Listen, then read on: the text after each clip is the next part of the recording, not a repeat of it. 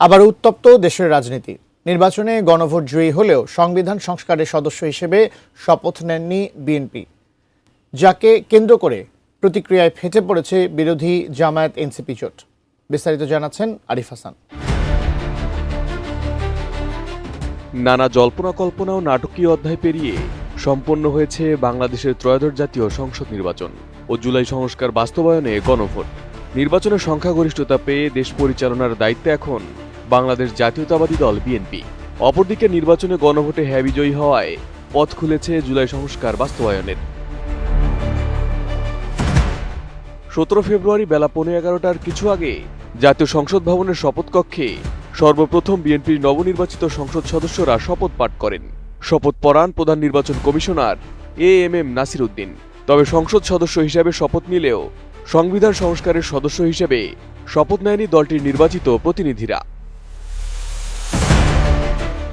অনুষ্ঠানে শপথের জন্য নবনির্বাচিত সংসদ সদস্যদের দুটি ফর্ম দেওয়া হয়। এর একটি ছিল সাদা রঙের, যেটি সংসদ সদস্য হিসেবে শপথ নেওয়ার ফর্ম। অন্যটি ছিল নীল রঙের, যেটি সংবিধান সংস্কার পরিষদের সদস্য হিসেবে শপথ নেওয়ার ফর্ম।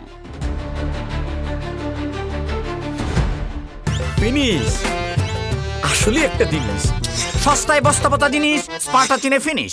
শপথ অনুষ্ঠান শুরুর আগে কক্সবাজার 1 আসনে বিএনপির নবনির্বাচিত সংসদ সদস্য ও দলের স্থায়ী কমিটির সদস্য সালাউদ্দিন আহমেদ শপথ কক্ষে উপস্থিত দলীয় সংসদ সদস্যদের উদ্দেশ্যে একটি নির্দেশনা দেন। নির্দেশনায় সালাউদ্দিন আহমেদ জানিয়ে দেন, তারা সংবিধান অনুযায়ী সংসদ সদস্য নির্বাচিত হয়েছেন, সংবিধান সংস্কার পরিষদের সদস্য নির্বাচিত হননি, তাই তারা সংবিধান সংস্কারের সদস্য হিসেবে শপথ নেবেন না।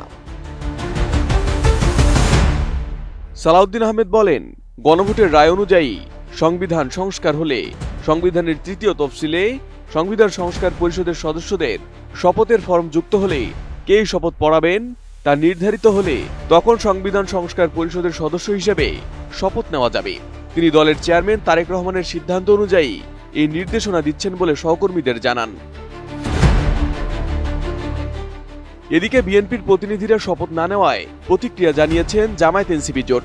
সালাউদ্দিন আহমেদের বক্তব্যের প্রেক্ষিতে জামায়াত নেতা অ্যাডভোকেট শিশির মনির এক ফেসবুক পোস্টে শপথ ও শপথ পরিচালনার দুটি অনুচ্ছেদ জুড়ে দিয়ে বলেন, মাননীয় সংসদ সদস্য জনাব সালাউদ্দিন আহমেদ সাহেবের বক্তব্য শুনলাম, ঐক্যমত্য কমিশনে অনেক বক্তব্য শুনেছি, আজকে আমার ভাই 180 ডিগ্রি ঘুরে গেলেন, দেখুন এই বিষয়ে আইন কি বলে। এদিকে একই অনুচ্ছেদ জুড়ে দিয়ে সামাজিক মাধ্যম ফেসবুকে এনসিপির মুখপাত্র আসিফ মাহমুদ সজীব ভুঁইয়া লেখেন, আইন ভঙ্গ করে যাত্রা শুরু বিএনপির, গণভোটে হ্যাঁ ভোট দেওয়া 70% জনগণের সাথে প্রতারণা। আরেকটি ফেসবুক পোস্টে আসিফ লেখেন, গণভোটের জনরায়কে প্রথম দিনেই বৃদ্ধাঙ্গুলি দেখিয়ে শুরু হলো নতুন সংসদের যাত্রা। এদিকে বিএনপি সংবিধান সংস্কারের সদস্য হিসেবে শপথ না নেওয়ায় শুরুতে কোনো শপথই না নেওয়ার কথা জানালেও পরে পৃথকভাবে সংসদ সদস্য এবং সংবিধান সংস্কারের সদস্য হিসেবে শপথ নেয় জামায়াত ইসলামী ও এনসিপির নির্বাচিত প্রতিনিধিরা। এখন দেখার অপেক্ষা কি সিদ্ধান্ত নেন বিএনপির নীতি নির্ধারকরা এবং এই ইস্যুকে কেন্দ্র করে কোন পথে এগোয় দেশের রাজনীতি।